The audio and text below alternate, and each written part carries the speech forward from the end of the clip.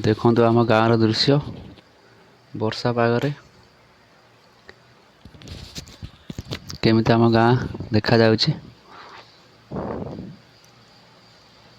ଯଦି ଆପଣମାନଙ୍କୁ ଭଲ ଲାଗୁଛି ଆମ ଗାଁ, ତାହେଲେ ଗୋଟେ ଲାଇକ୍ କରିଦେବେ, ସବସ୍କ୍ରାଇବ୍ ଟିକେ କରିଦେବେ।